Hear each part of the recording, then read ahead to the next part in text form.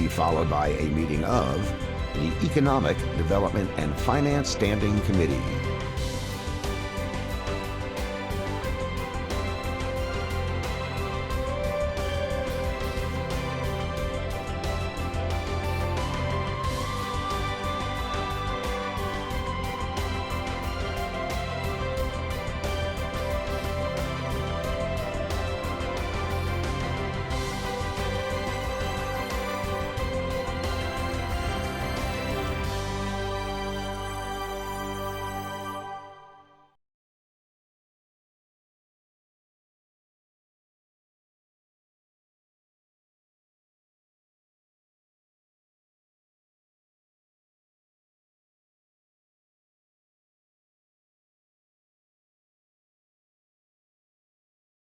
Room and waiting for the 5 o'clock meeting.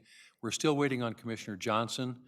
Commissioner Walters is unable to be here tonight, so we're going to wait for Commissioner Johnson to arrive, and as soon as he does, we'll start the meeting then.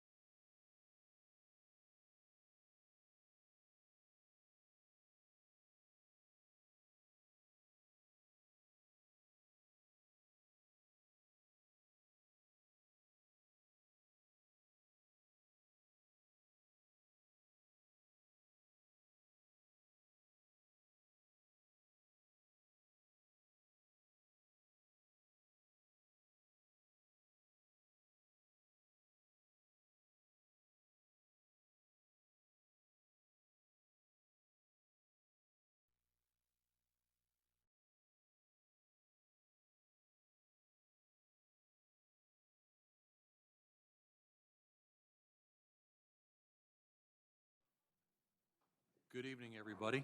We want to welcome everyone to this meeting of the Neighborhood and Community Development Standing Committee. Public comment is welcome. Anyone who wishes to speak on any item that is on the Standing Committee agenda may do so when that item is up for discussion. If you wish to make a comment, please come forward to the podium in the center of the room, and you'll be recognized. You'll then have 3 minutes to make your comments related to that item. We do ask that for accurate recording and broadcast purposes, everyone speak as directly as possible into a microphone. Roll call, please. Roll call. Johnson? Here. Townsend? Here. Burrows? Here. McKiernan? Here. Sorry, Walters. All right, next on our agenda is revisions to our agenda. And Ms. Tasir Mank was going to be here to bring public comment this afternoon at the end of the meeting. She contacted me just a little bit ago and said that she had something that was very important come up unexpectedly at the last minute, so she will not be here today. So in terms of revisions to the agenda, we're going to strike the public comment, and that will be moved to a later meeting. That then brings us to our first item of business, which is approval of our minutes from our meeting of October 28th, 2019. Second. There's a motion and a second to approve those minutes as submitted. All in favor say aye. Aye. Aye. All opposed, same sign. Those minutes are approved as submitted. That then brings us into our committee agenda, and our agenda tonight has a number of land bank items. So at this time, for item number 1, I'm going to turn it over to Mr. Chris Slaughter, who is our land bank manager. Thank you, Commissioners. Good evening. We'll get started. The first item tonight is a change to our policy that was adopted last year. Just want to give you a little bit of history. This change involves tax sales. A couple years ago, the way the tax sales used to take place was there was a morning session and then an afternoon sale. And it was discovered that a lot of people would come to the morning sale, bid up a property, and not come and pay for it. And then come back to the afternoon sale and ask to have it put in the afternoon sale. And then that way, if you had maybe 300 in the morning, now maybe you're only going up against 30 people. So it stood them a better chance to get a property out of the tax sale. So through the Delinquent Real Estate Department, legal, and our administrator's office, we did away with the afternoon sales. And so now what happens, what we're starting to discover is there's still the one sale, but people are still bidding these properties up and not bidding. Well, as you guys are aware, any property that's not bid on or doesn't get paid for eventually comes to the land bank, and that does include houses. And that's mainly what we're going to focus on in this change is the houses that come to us. So again, if nobody pays, they're the winning bidder, it's going to come to the land bank anyway. And again, the question now arises is, are people using this as the way to circumvent all the bidders there to get the property in the land bank? And if they're in the rehab program, how do we handle that? So what we're proposing tonight is if someone is a winning bidder and doesn't pay, Delinquent Real Estate puts them on a no-bid list for 2 years. So they're basically banned from attending any tax sales. So what we're proposing is that contractor, if they are on that list, would be ineligible to submit an offer on one of our houses. If they did submit an offer, we'll double-check the list. If they're on it, we just will not accept the offer. So that is, in brief, basically the request tonight to have you guys approve that so we can take it to the board for final approval. Any questions for Mr. Slaughter? Commissioner Townsend? Thank you. Other than contractors who are approved for our rehab program, are you seeing any other group that you can identify that may be doing the same type of thing? Well, when this first came to my attention, I did check the list of the current ban list before this last tax sale with our contractor list, and I only found one name. And that person has yet, since being in the program, to even submit an offer. The bigger question for me comes up in the land bank is, and I'll give an example, is Commissioner Townsend's rehab company is an approved vendor, but I'm an associate of you and you send me to the sale to do the dirty work. And then it comes to the land bank, you make an offer, you get it. I have no way to determine whether that I work for your company. I mean, I don't have time to come to the construction site every day and do an inventory of people and stuff. So there's still some challenges and ways around it. But if Commissioner Townsend Rehab Company is going to actually register as a bidder and not come back and pay for it, that'll send a red flag to us that we just won't accept an offer from you until you're off that list. Okay. When someone submits a bid, how long, and they are the successful bidder, how long do they have to pay?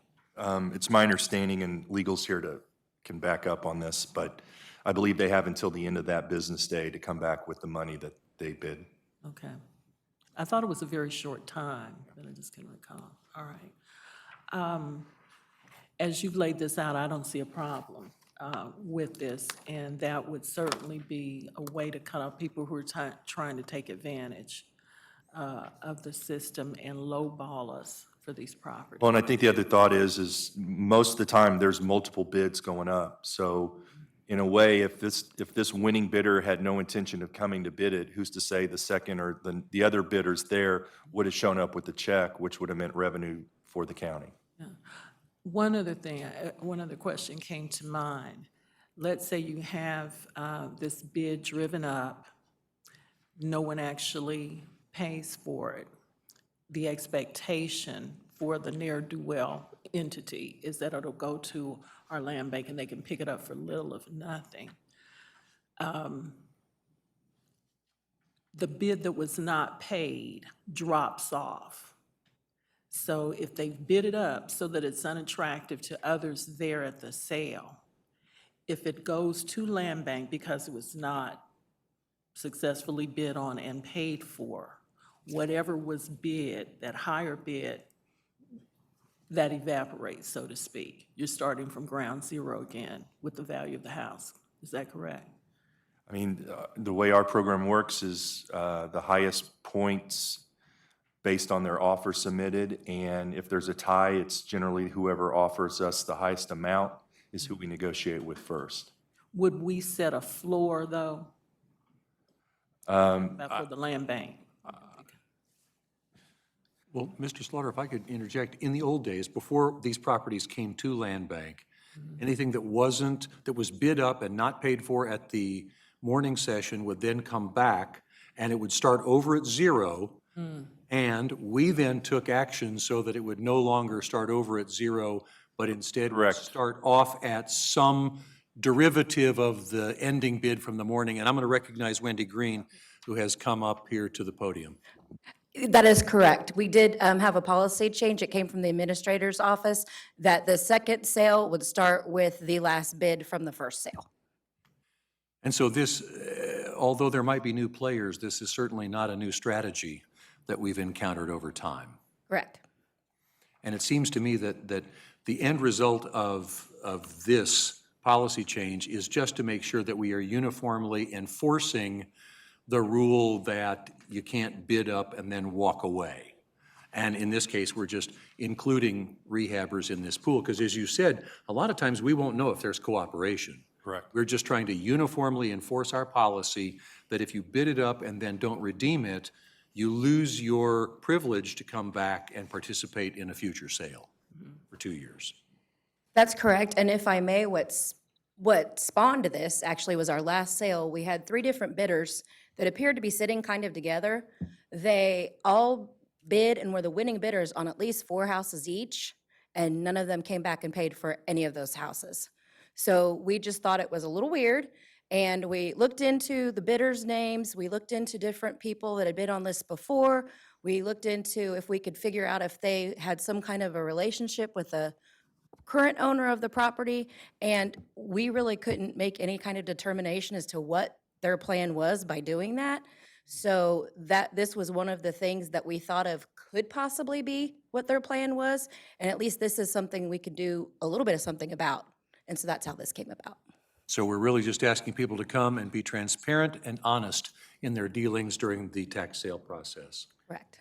But again, so I'm clear, whether it's the one bid process, one sale or the 2 sale, if no one comes forward and actually pays it, that driven up bid goes away? Correct. Okay, thank you. Commissioner Johnson. Thank you, Commissioner McKiernan. Mr. Slaughter, I'm What looking, committee you're on now? yeah, I know. Just give me one time, I'll get it right. I'm looking at section 9-4 where I guess the new language is added into the policy. And in that, it reflects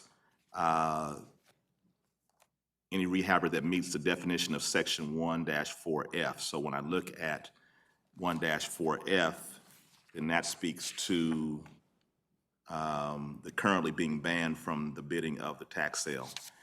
Is there somewhere in this policy that says if they fail to pay, then they will be banned? And if so, then for how long? I'm sure I'm overlooked it. I just want to make sure it's covered in there somewhere.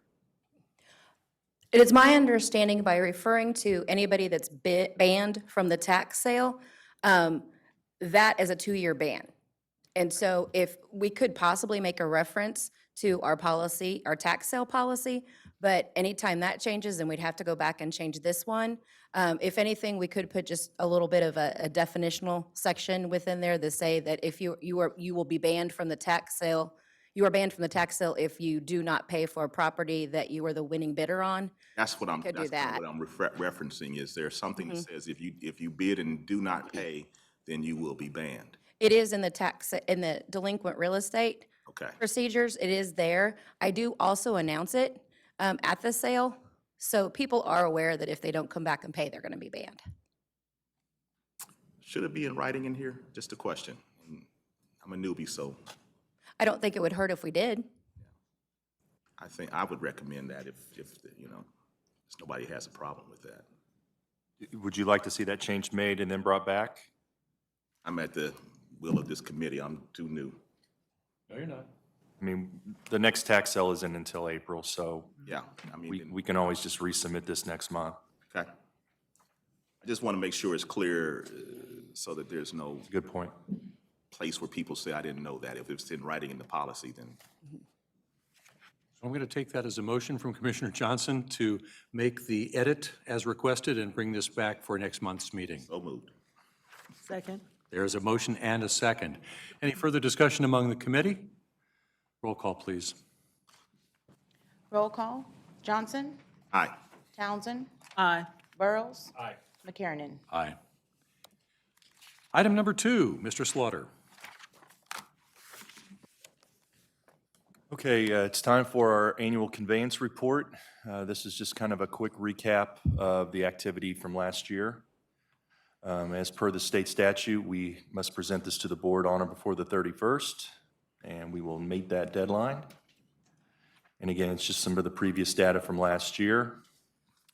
So the total revenue collected on land bank sales was $28,811. And we conveyed 73 properties, 19 yard extensions, 27 completed rehabs, 3 lots went for parking, 2 were for gardens, 16 property acquisitions, and 6 that will eventually result in new construction. So that's the report. Short and sweet. There's a little bit more data in your packet, but we're asking that to be approved to be forwarded to the board. Move to approve. Second. There's a motion and a second to approve the conveyance report as submitted. Any further discussion among the committee? Any comment from the public? Roll call, please. Roll call. Johnson, Aye. Townsend, Aye. Burrows. Aye. McKiernan. Aye. That brings us to item number 3, which is an application. Mr. Slaughter. Thank you. So we just have one application. The applicant is current on his taxes. He does have a pending code violation, which we'll discuss, that relates to this application. So the applicant is Lorenzo Garcia, and the property is 3741 North 35th. As you can see on the map, we have 3 land bank properties here, and the one in question tonight is the southern one. These 2 here were approved by the board on September 30th, but I'll just go into my spiel. So, again, you guys approved those in September, the 2 on the north, and also everything in green is currently owned by the applicant.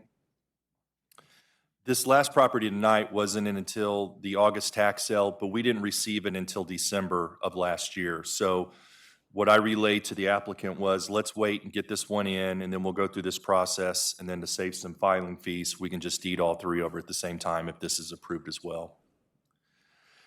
Now, this is kind of getting to the code violation. They have some animals and some outlier buildings. All of this property here is currently zoned residential, but with the accumulation of the 3 land bank properties, they will then have the 5+ acres that will be able to then reclassify to agriculture. And then the code case will go away. And they are working with planning right now to also take care of the vacation that will be right in here. And I spoke on that. Advisory board had no comment on this, and the staff advisory team was okay based on the fact that they are currently involved with the planning department. If there's any questions, also, the applicant's niece, Ms. Garcia, is in the audience tonight, but our request is approval of this application to forward to the board for final approval. Any comments or questions from the committee? Commissioner Burrows and then Commissioner Townsend. Thank you, Mr. Chairman. Mr. Slaughter, the question I have is, currently, they have code violations because they are zoned residential. Correct. And so once they go with the 5 acres or more, they can ask for a rezoning and become ag, which would then eliminate the code violation. Correct. But we still haven't addressed the issue of whatever the code violation, it's one thing to say I've got a code violation, it may be an unpainted building, but if it's a chemical dump or cars or of danger to the community, I mean, why, I guess my question is, how do we address those situations in a scenario like I feel the only way I can answer it is based on the information that was given to me from codes. And it was strictly, again, based on residential zone property that had some accessory buildings and the fact that they do have some animals. And again, they could go through the process to try to have everything rezoned, but if they don't have the 5 acres or more, it's my understanding that that's just not going to happen. So this additional land bank property does give them over the 5 acres, which makes it easier for them to rezone as agriculture and then thus eliminate the code violation. Commissioner, if I could, I think it's most likely a planning code violation is what Mr. Slaughter's referring to, where residential property is only allowed 1 accessory structure. So if the case is that they have 2 or more accessory structures, by rezoning as ag, they'd be allowed to keep those. And also with animals, the 5 acre figure plays into whether or not you need a special permit for animals. So I think that's probably what the issue is. It's more of a planning code violation than a violation by the property owner in reference to something that we need to address as a community. Commissioner Townsend, I know you have some background on this, and did you have a question or a comment? Well, a comment, and I think council helped with the explanation about the nature of the violation. It is not, I understand what Commissioner Burrows is getting at. We usually don't appear to reward someone with the grant of property if they're in violation. But Mr. Garcia's application was part of a broader plan. I think it was back in either late March or early April of last year. Mr. Garcia was one of any number of citizens out in that area, Bell Crossing and others, that we were trying to work with in a concerted way to alleviate these code violations. And a lot of them stemmed from situations like this where they needed more land to be aggregated.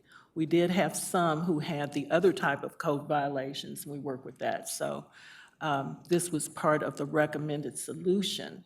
So if they had enough property in the aggregate, then they would not be in violation any longer. So I would support this. Okay. I just had a question, because as I look at Google Maps at this, it appears that there is a huge amount of trash and debris, and actually it looks like it's on our land bank property, but how did it get there would be my question. And so we are confident that it's a planning violation, not a municipal code violation for structures or trash or anything else that needs to be remedied. Is that correct? The only correspondence I've had is with our code enforcement office, not the planning code enforcer. Okay, but code enforcement in the Neighborhood Resource Center has said what? That they are fine to eliminate the code violation if they get the land and get it rezoned to agriculture. So there's nothing in here about debris or anything like that. So, Okay, ma'am, hang on just one second. I'm going to recognize you in just a moment. And so I want to be really clear that even if this property is transferred from the land bank, there is no guarantee of successful rezoning, and there's no guarantee of vacation between those properties. Is that correct? I mean, it has to go successfully through the planning and zoning process for those things to happen. Correct. Okay, thank you. Commissioner Townsend? Just so we are clear, we are holding property owners responsible for dumping trash and that type of thing. It was just the aggregation of the property through this process to take care of the accessory buildings and all that. But no, we are not relaxing our rules or ordinance concerning dumping and that type of thing at all. Fantastic. Ma'am, I'll recognize you, and if you wouldn't mind, just give us your name and then just your city of residence and any comments you have on this item. So my name is Linda Garcia. I live in Kansas City, Kansas, and I'm here on behalf of my father, Lorenzo Garcia. So we do have, we don't have any code violations in any of our properties regarding any debris or anything like that. I know one of the properties that the land bank has currently that we're trying to obtain was a dump site, and that has been there way prior to us acquiring anything around there. We are actually ones of the ones that kind of brought that to a stop and kind of reported it and things like that, and now nobody could get by there. But it used to be a dumping site way before we had the property. And our only code violations that we have is basically for having the animals and the accessory structures. So if they were to acquire this property, they would then be responsible for cleaning up the property and any debris that remains? And you're clear on that, is that right? You know? Yep. Yeah. Okay, fair enough. And I get it that sometimes Google Maps satellites are not current, but Yeah. that's a big pile of stuff right there. So, thank you so much for clarifying that. And so that is the item then that is before us, is the application for this property at 3741 North 35th Street as a prelude to the planning and zoning or rezoning process. Any other questions or comments from the committee? If not, does anyone on the committee have a motion? Move to approve for the reasons submitted. Second. So there's a motion and a second to approve this application as submitted. Any further discussion among the committee? Any comment from the public? Hearing none, roll call, please. Roll call, Johnson, Aye. Townsend, Aye. Burrows. Aye. McKiernan. Aye. Thank you so much. So the land bank piece of this has been completed, and you can check with Mr. Slaughter later to follow up and see what next steps are. Thank you so much. That brings us to item number 4, which is a series of transfers from the land bank. Mr. Slaughter? Thank you. The transfers tonight are in relation to the Walcott Treatment Plant area. Just as a little bit of coordination, we have I-435 here. Everything in red is land bank. The green properties are currently in the name of the city of KCK, and this one blue is in the unified government's name. And here is Walcott Drive to the southwest. So these properties are necessary for that project. I hate to, are we looking at west is up in this picture? We're kind of skewed a little bit. It's kind of north is up. Okay, thank you. Where 435 really takes a heart and a foot to the east before it jogs north over the river. All right. Yeah, the river would be like up in this area here. So, and then the addresses, which are also in your packet, are listed on the screen. And so our ask is approval of this item to be forwarded to the board for final approval.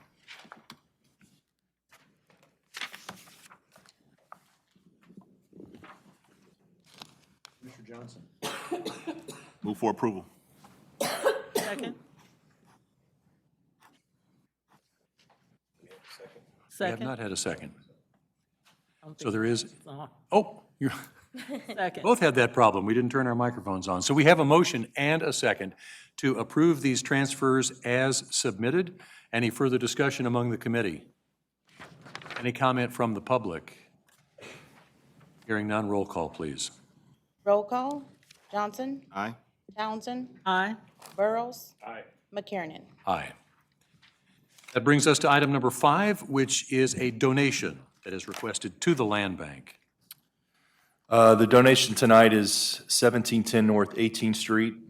It is the parcel here in green. Did want to point out that this was one of our first rehab houses that got completed. So this donation request was originally submitted back in 2016, but when it was abstracted, there was a bankruptcy on the report. We sent them a letter saying there was nothing we could do at this point. That bankruptcy has been removed. There are back taxes of over $1,500 since 2008. And this was presented to the land team and they approved the request. So that is our request tonight for approval to forward to the board for final approval. Move for approval. So there's been a motion and a second. I'll just ask, I'm guessing that there's been no structure on this since 2008 or before. It's only accrued that much in back taxes since, I would say 2008 is probably a good guess, because that's probably where, being that that's when the taxes started accruing, yeah. and so again, we always seem to have discussions about taking in properties that have back taxes owed. I'm guessing that the presence of a bankruptcy in the history of this property suggests that our chances of collecting those back taxes are slim.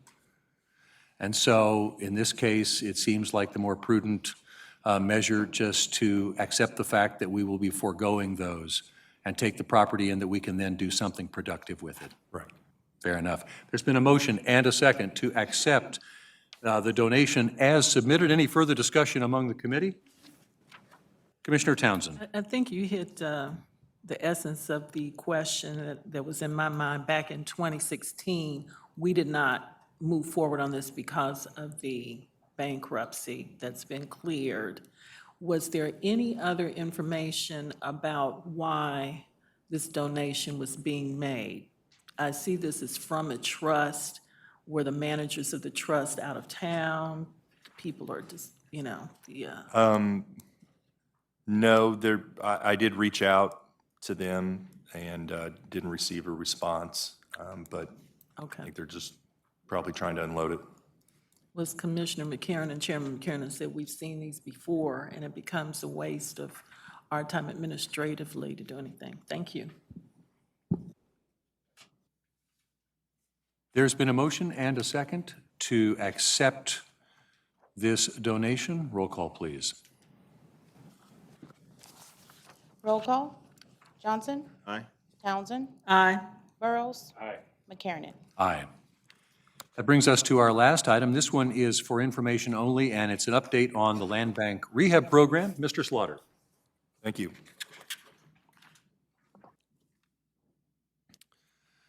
So our number of contractors continues to rise. We're sitting at about 193.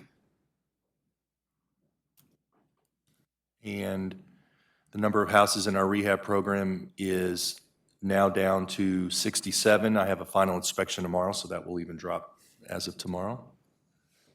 Houses with no offers, we stand at 9. And mainly the rise in that is because we did get the new houses deeded over to us from the December tax sale. We have offers due on them Thursday at noon.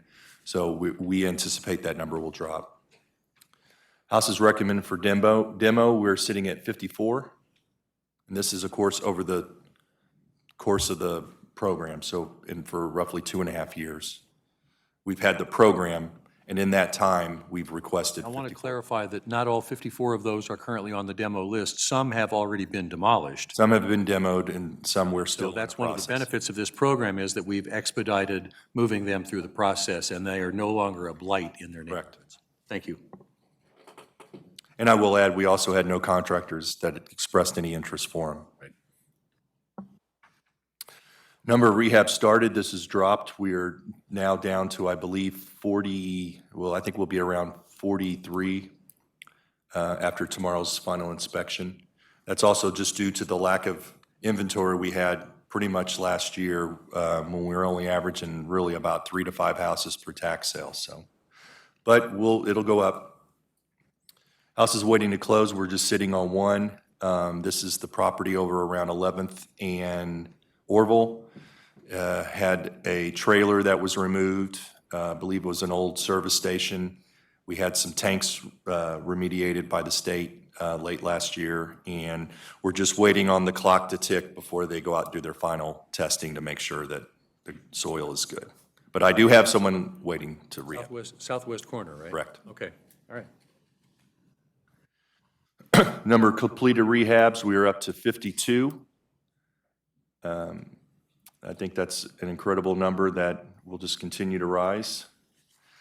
We have 3 tonight that have just recently completed, 844 Freeman Avenue, and we got some before pics.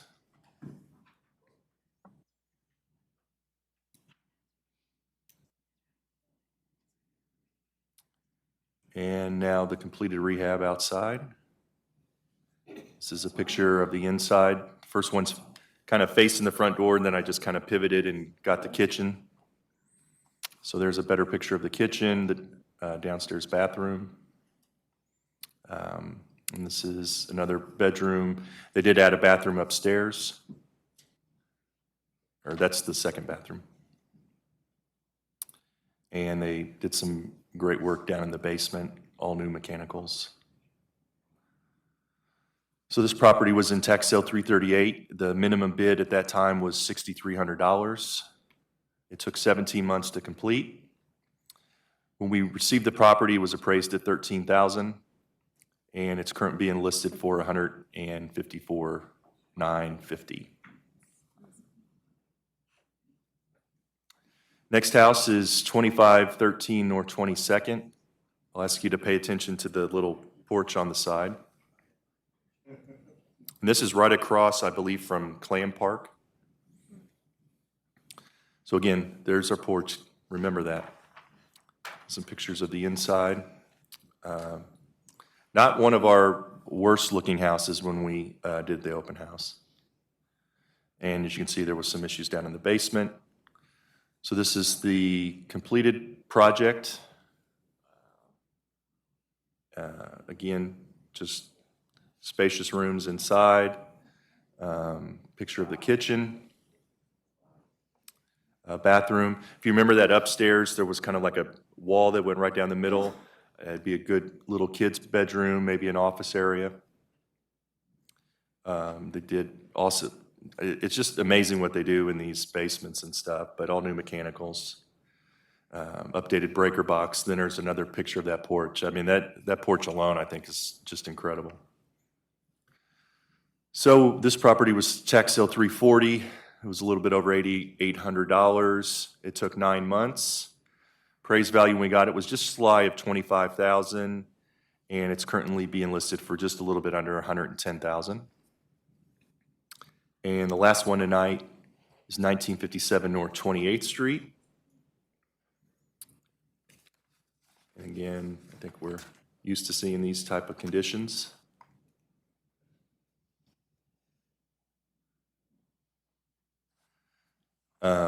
This is the picture. I apologize. This was Friday when we had the storm and ice, and so it was kind of overcast. So some of these are going to be a little bit darker than. But there's the living room and kind of dining room area, which is just right next to each other. Galley kitchens. Improved bathrooms, the whole space. Laundry, another bathtub. And again, I apologize for the darkness, but they really did a great job down in the basement. Tax sale 338, a little bit over $13,000 was the minimum bid. Took 17 and a half months for this one. It was just about almost $6,500 when we received it. It's currently being listed for just a little bit under $125,000. So those are the houses and the rehab update for tonight. Commissioner Johnson. Chris, I think all of these are in my district, so thank you for increasing the property value of District 4, first of all, or for the contractors. How long does it generally take for, how long are these properties generally on the market before we sell? If it's in good condition, once we do the open house and then the initial offers, it'll be gobbled up. And then what we started doing once we introduced the Tier 2 program, which basically makes it open to anybody. Those are the ones that, like the ones I have due Thursday. If we have a house that doesn't get an offer, then we'll rebroadcast the available list, and we'll make those available as low as $1. We would rather get these rehabbed and turned into these beautiful gems than, you know, trying to make a buck or two on our part. Right. So I would say most time, if they're in decent shape, they get gobbled up right away. Commissioner Townsend. Again, fantastic job with all these contractors and the transformations. Again, how many contractors do you say that we have? I think we have 193. 193. Of those 193, an estimate, just give me an estimate, on how many we see over and over with these. I'm just curious as to, we've got that many registered, but are there primarily 5, 10, 20 that we continue to see do this? I mean, I take pride showing you how that number grows, but I will say that it's maybe 25 to 30% that actually are involved with the program. And out of that, there's maybe, maybe a couple dozen that are, that have done multiple houses, attend these, and maybe they just don't get the winning offer. But, we're continuing to grow it. I appreciate the comments, but again, all I do is open the houses and email out some paperwork. It's, everything that's done with these is done by these great rehabbers, and they're the ones that we really need to thank for the job they do. Just by the quick math, it looks like we've got 48 to 50 who are really in this loop continually. But again, that, as we go back, I can go back to the graph, I mean, that number just is steadily growing. We're probably adding 10 to 15 a month. And again, that's just still probably word of mouth. We run the little commercial snippet on the UG channel. But I think that's something we're working on, how to really get the program out there and known to more people so we can get good, better quality offers and continue to have these type of results. And I would like to just add, I mean, there are some situations, for example, one person who is now one of our contractors and is actually in the process of rehabbing his first house, started out working for another contractor on a couple houses, kind of doing some floors and some things like that. And so this has been a great kind of way for not only skilled craftsmen to kind of work on their skills so that then they can take on a larger project and become a contractor. And then we've also seen in a couple situations where someone who started out as a contractor on this program and is now doing new construction, build from the ground up. So we do see this as kind of an incubating kind of pool and try to come up with new and interesting ways to get these folks some great opportunities. Well, that's great. As the houses are turned over, job skills are increased, and you're spawning new contractors. Sounds like you have enough for us to try to get on TV. I mean, like with a reality show with this. So congratulations again. If we could just get Sour Castle, I think we can line up a great TV series for that. Okay, I'm with that. leave it at that. All right. Thank you. Fantastic. That wraps up that item. Since we did have our public appearance is delayed until a future meeting, we have no other items of business. This meeting is adjourned. We'll allow just a moment for BPU Board Member Bryant to make his way to the table, and then we will convene Economic Development and Finance.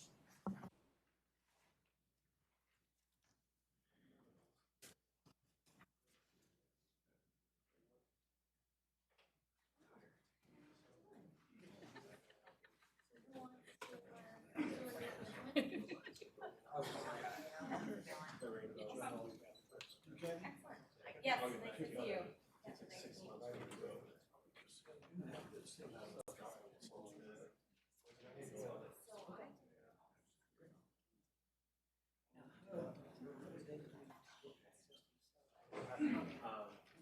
Well, thank you, Commissioner McKiernan.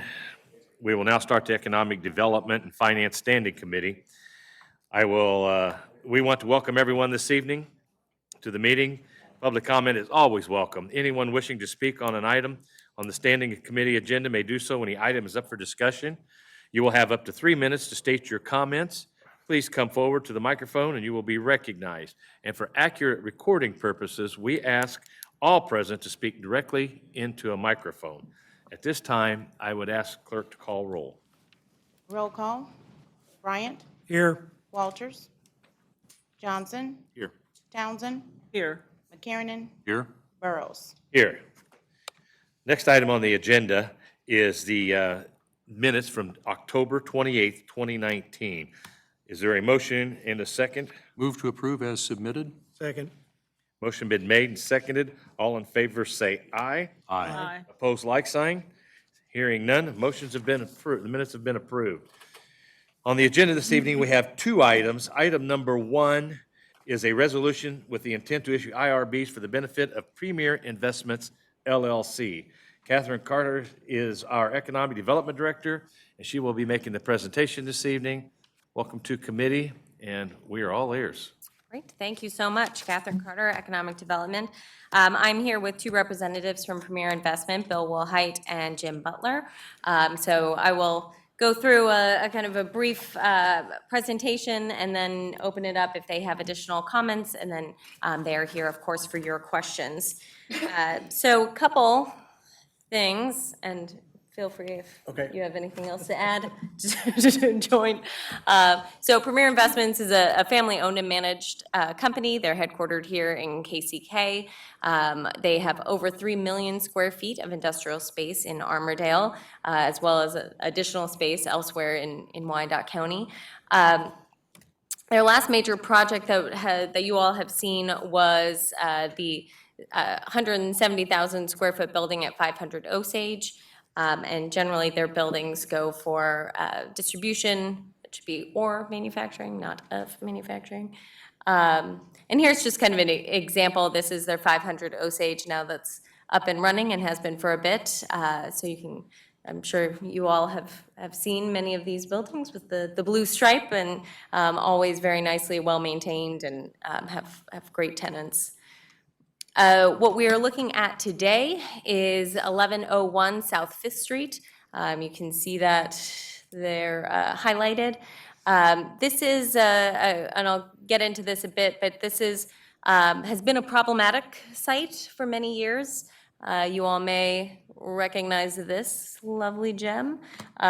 So this was the old Midwest Cold Storage. It has been vacant for quite some time. As you can see, it was falling apart. And this is a unique kind of, the site is not ideal. It is somewhat landlocked, as you can see here. So it presented a lot of challenges, and we'll go into some of those. So what the Wilhites have done, they purchased the property and actually tore down that building. So initially put quite a bit of investment into it just to kind of get a space to even see what was possible. So what they are proposing is an 80,000 square foot speculative building that would result in about 100 new jobs. And we're looking at about 5.5 million in capital investment. I will say there is an adjacent business park that has been all Premier Investment and has some very nice buildings, so we'd like to be able to expand that. Some of the site challenges, as I've mentioned, the previous building requiring a significant amount of demolition costs. As well, there's an active rail line that crosses the site, crosses so that you have to cross to get to the site, as well as an active metal recycling facility, a fine facility, but not the most attractive when you're wanting to attract additional tenants. As well as I mentioned, the site dimensions and setbacks. There's not room for expansion. It's kind of an interesting site in that respect. So what we're looking at today, as I mentioned, 5.5 million would be the project total, 100 new jobs. There's been significant amount of blight remediation. They will be using, they have set WMBE and LVE goals on this project. And based on those kind of site constraints, typically we like to stay within policy, which is 75% abatement for 10 years.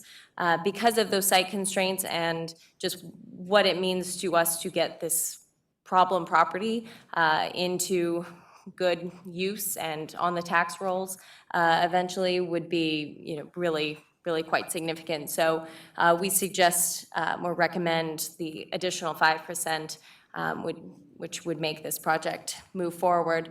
So 80% abatement for 10 years. Currently, just kind of a little snapshot of what we're looking at in terms of tax impact. Currently, we're collecting $16,000 on this property as it has been vacant. Even during the abatement period, so that's for the next 10 years, we'll see approximately 50,000 coming off this project, so that's a nice addition. And then once the abatement rolls off in year 11, we're all the way up to $250,000 annually. And I would also like to mention that all taxing jurisdictions with all property tax IRBs, we do go through a cost-benefit analysis, and all taxing jurisdictions in this area will benefit from this, and it's an average of 23% return on investment, which is not bad. So what we're looking for today, we'd be calling a public hearing at the full commission on January 30th, and then we request your approval for the resolution of intent to issue bonds not to exceed 5.5 million. And I will turn it over to the property owners, and please add whatever. Okay, my name is Bill Wilhite, with Premier Investments. We plan on building, like she said, an 80,000-foot building. It's going to be 20 dock doors, 2 drive-in. Right now, we're working with the KCS to add rail to the building to hope, the demand for rail-served buildings seems to be up there. What makes this building, we think, marketable too, is that with the land that goes with the building, we think we can, and where it's located it's behind, so it won't be an eyesore, hopefully we can get some company that would need some outside storage. Like she said, the real problem is, the first thing the tenants see or the prospective customer sees is a train blocking the tracks. So we're hoping that with the benefit of a marketable priced building and with the land that comes with it, that we can fill it up. And we have all the confidence in the world in doing that. Yeah, I sent her some drawings, but I guess the site was too big. If you want to see them, I can Our come out IT the old-fashioned way and said no, show so. 'em to you or leave them with you. But they're just architectural drawings. I'm sorry, any questions? Any questions of Mr. Wilhite? Mr. Wilhite, I'd just like to say that I want to echo the comments. Oh, sorry. Go ahead, Oh, go ahead. Commissioner Townsend, I'm sorry, I didn't see you. Oh, that's all right. Good evening, gentlemen. 2 questions. One, how long did you say the property had been vacant prior to their acquisition? I could look it up, but it's been at least, 08, I believe. I think, yeah, I mean, it's been over a It's decade. been Yeah, at it least 10 years. Yeah. yeah. 10 years? Yeah. Okay, Quite some time. Yeah. Yes. okay. Yeah. And the nature of the use that you have in mind for the building? And what nature of use? Industrial building for hopefully some, just Warehousing. or warehousing, manufacturing. light manufacturing, kind of like the whole area is. Okay, so at what point would you be marketing your building? Who do you see going into the building? People that would need industrial buildings, for storage, distribution, typically is what we see. So a lot of times we're seeing in that area, suppliers for construction, people maybe lumber that needs outside storage, that kind of commodity. All right, thank you. So you don't have any tenants? No, ma'am, the this hook is right pure now. speculative. All right, It's a little premature for that too, because of the site location and what we're asking tonight. okay, thank you. Commissioner. Absolutely. I really appreciate this, and I want to say that I really appreciate and value this offer coming forward. I'm very supportive of it. On the day that you tore down the old Midwest cold storage, you improved that lot 1,000%. That was a significant source of blight and a significant source of crime for that neighborhood. And so eliminating that building was an immediate improvement on that site. I'm very supportive of this, and people who've talked to me lately know that I am really not in favor of any project receiving 100% incentive or 100% abatement, and this project does not ask that, and I very much appreciate that. Because any new development, no matter how good it is going to put a strain on the infrastructure around it. And this project will materially contribute to that infrastructure from day one by tripling the amount of taxes we get off the property from day one, and then going up substantially when the abatement period is over. And so I really appreciate the fact that you are contributing both in terms of the building and the jobs, but also contributing in terms of our ability to support the building and the jobs. And the other reason that I'm really supportive of this is because of the developer, because of the property owner here. This is a family, this is a company that's been in Armourdale since mid-50s, if I remember? Yes, Been here quite a while. Yeah. If not mid-50s, at least early 60s. Yes. The early And so 60s. this, Yes. you are a company that has stayed with Kansas City, Kansas. You have consistently invested in Armourdale and Kansas City, Kansas. You always have really high-quality developments that you support and take care of, and that employ a lot of folks in Armourdale and some other areas. And for that, I very much appreciate your long-term commitment to us and this plan for this, which I fully support. And for the information of the committee, this is a second-generation Wilhite. Mr. Wilhite's father commenced this, so that's why you can look at it and say it's been there for a long time. Right. I just have kind of a logistical question. So, looking at it from a satellite view, is the only access to this property coming from Fifth Street? correct. So they won't be able to come in through Osage? No, no, just Fifth Street. And from that direction, they'll be able to come in with tractor trailers, right? Yes, there's another industrial building just up the street that Okay, has tractor trailers. okay. All right, thank you. Any other questions, comments? Well, Mr. Wilhite, I just want to say again, thank you. Your buildings are well-maintained. You, as it was Commissioner McKiernan clearly articulated, you had demoed an eyesore, which is something that expedited the reuse of that property. And you were willing to confront some of the site challenges. The only question I would have is how large is the building compared to the footprint? The one I tore down, or do you mean for the site? The one, Site's the one 13 that's acres. proposed. The footprint of the building's 80,000 square feet. It's sitting on 13 acres. But because of, we would have liked to build a bigger building, but setbacks and it's a narrow property, and just wasn't a possibility. Great. Well, thank you for that. Yes, So in comparison to the cold storage that was there, how big is it? Well, the cold storage was multiple stories. But the ground floor, what was the square Oh, footage on the it? ground floor, let's see, probably 180. So it's about half the size of that? Yes, building that was- yes, but, back then they could. Yeah. Mr. Chairman, I move to approve as submitted. Second.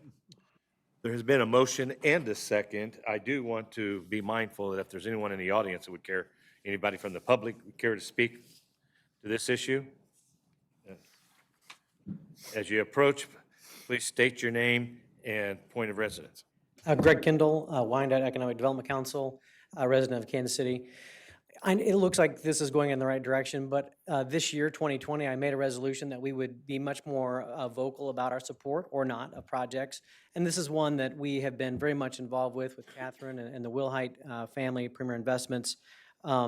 We're obviously very supportive of this, but I think I should explain partly why we would be in support of going above your traditional 75% property tax abatement policy. And that's because of largely because of the reasons that have already been laid out. But I think it's also important to note that this facility has been sitting there for over a decade, not paying any taxes, largely in arrears. We have very few developers who would have spent as many years, literally years, trying to get this property obtained to knock it down and clean it up. Frankly, if this property were any other location, I don't know that you would spend as much time trying to get it cleaned up and making your park, as well as the rest of that part of Armourdale, look as good as it does. And all of your buildings look fantastic. One of the things that we do is, as you know, is survey companies on a regular basis. And consistently, The clients that are inside the Premier Investments Business Park rate their services, the quality of the park, the quality of the services higher than anywhere else in the rest of the county on a really regular basis. And that's to be commended. The other thing that I think should be commended, and one of the reasons that we supported this idea of a higher property tax abatement in light of all the other issues of spending $750,000 to begin with to demolish the site, it's a heavily constrained site for construction, is the fact that they are in fact locally owned. We do not anticipate that this building will ever be sold to a REIT or somebody outside of the community, and that means a lot to all of us. And I think, if nothing else, it's worth supporting our local companies and our local investors, and I appreciate what you all are doing. So I just wanted to go on record this year saying that we are supportive of this kind of project. Thank you. Thank you, Mr. Kendall. And actually, if I could just add on to something that Mr. Kendall mentioned, we actually do have the third generation of Wilhites here in the audience. So I think we are fairly confident that this is going to remain a very active KCCK family-run company. Do they have any future plans they want to bring forward tonight? Well, I will speak for myself personally. I truly believe that this is what partnerships are all about when you have the kind of developments that you have put forward in our community, those working relationships, the respect you have for our community and the respect we have for you. It's a shared mutual respect, and I believe our policies reflect that in the design of your building, and your commitment to do it in Wyandotte County reflects that. So with that, we had a motion and a second. I'd ask clerk call roll. Roll call. Bryant. Aye. Johnson. Aye. Townsend. Aye. McKiernan. Aye. Burrows. Aye. Thank you for that, committee. Mr. Wilhite, thank you. Thank you all. Appreciate it. Thanks. I'm sorry, Bill.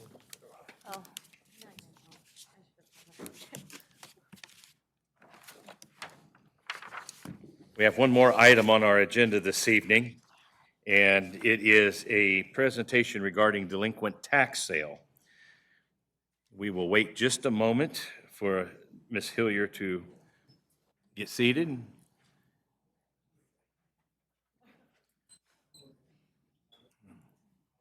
if the committee's ready, we have our delinquent real estate manager, Jenna Hillier, to present. Ms. Hillier? Thank you. Good evening. This is not pretty, and I'm sorry. I'll keep it short and sweet. You can go ahead and go on the, I've got the thing, never mind, sorry. Here you go. So basically what we've discovered in the last year that I've been the manager is that there is an overlap between the tax sales that we have set up and 2 times a year that taxes are due. And this is putting an undue strain on the Treasury Department because they're getting customers who are coming in and paying their taxes and then also who are coming in and trying to redeem so they get out of the sale. So we have made a decision to move the sales back a month so that there's not that overlap with those 2 sales. So what would have been April and then August and December is going to be January, June, and October.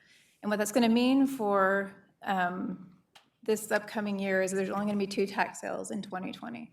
We're going to have the one in April, and then we're going to have one in August. And then we're going to proceed with, in 2021, this is our new schedule, with one in mid-January. And this will be the new schedule from here out. So there won't be any overlap with taxes that are due in December or taxes that are due in May. So we're hoping that will take off some of the strain with Treasury and deliver better customer service. So that is our plan. Are there any comments or questions about? Any question? I just have one question. How will this have any bearing at all on the commissions working on their yearly budget proposals? I don't believe so. Okay. Just a quick update if you're interested, but this is our summary of our December tax sale. We had 752 parcels that were abstracted, which means they were worked up, were delinquent in taxes, and only 167 of those went to the tax sale. And that was our revenue after the sale.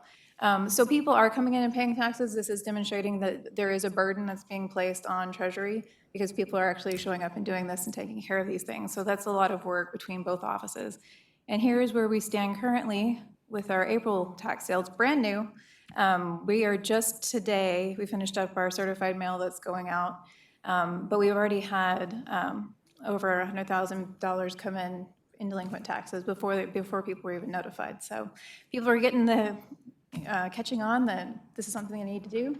So I think this is a really good move for us. It's just going to delay one sale this year, and then we're back on track with 3. So and that is it for delinquent real estate. Any questions? Commissioner McKiernan.